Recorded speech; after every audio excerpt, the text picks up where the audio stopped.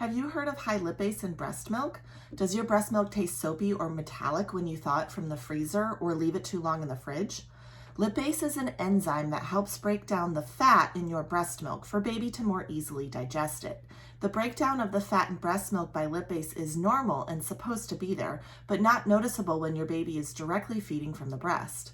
When lipase occurs in excess, this process happens much more rapidly and can make the milk taste a little off, like soapy, after a period of time. Milk with excess lipase is completely safe to drink, but some babies dislike the taste and refuse to drink it. How quickly your lipase breaks down the fat in your breast milk is unique to you. Many who experiment with it will find it can be quite quickly, as in the same day milk is pumped, or after a certain amount of time, like 24 or 48 hours. How do you know if you have high lipase?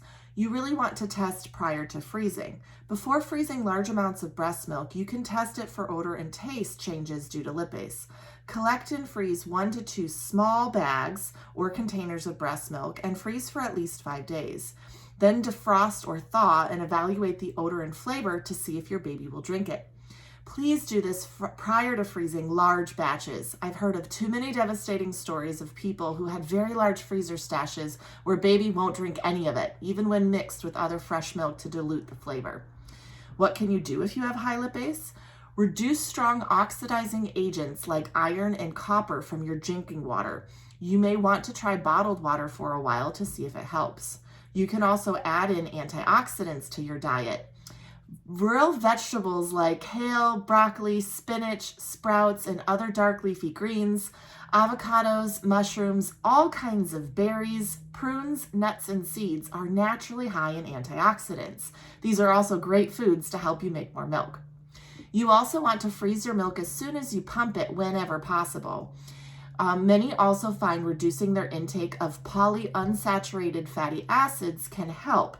Consider going on a Whole30 diet as one option that has been found to be helpful to reduce lipase and slow the breakdown of the fat of your breast milk. Scalding your milk prior to freezing also works. To scald fresh milk, you would heat the milk in a pot until tiny bubbles form around the edges of the pan at approximately 180 degrees Fahrenheit. But don't boil the milk.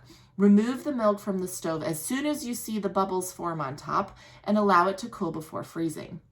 Scalding fresh milk will stop the enzymes from breaking down the fat, preventing the soapy smell and taste.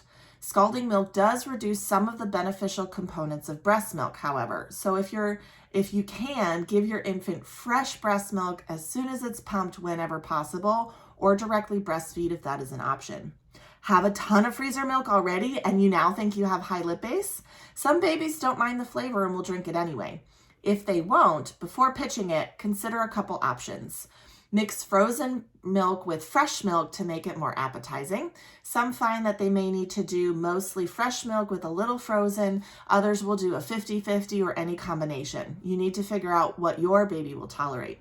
Some moms with older babies also find that if they add 1 drop of alcohol-free vanilla extract, it can mask the lipase flavor. You would want to consider talking to your pediatrician before adding anything to your breast milk, and this would not be appropriate for young babies under 5 or 6 months.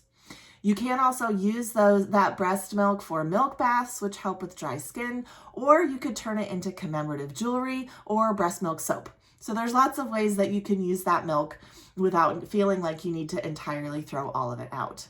If you don't think it's lipase, you have tried it and you're like, something else is going on, none of the other strategies work, I have found a similar taste for those taking high amounts of fish oils.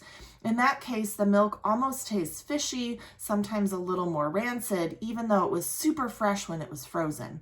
If you are taking a fish oil supplement, consider stop taking that supplement for a few days, freeze that milk and see if it makes a difference in your milk. Now you know.